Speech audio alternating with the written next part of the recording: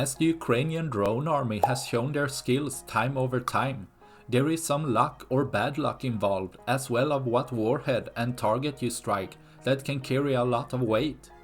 As seen here as several FPV drones chases down a T-90M tank, as the first hit good, striking the back section where the armor is thinner.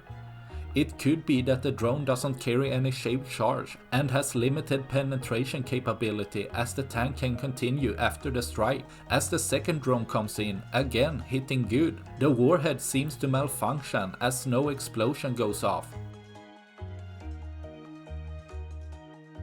But as the third drone comes in, this one strikes again good, but this one results in a lot more damage as part can be seen blown off, most likely immobilizing the tank, showing that sometimes several good hits are needed to knock out a tank, while other times one is enough for a complete destruction. But the Ukrainian drone army keeps on striking until leaving one less for tomorrow.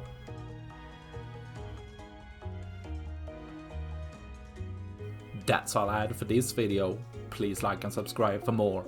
Thanks for watching. Bye.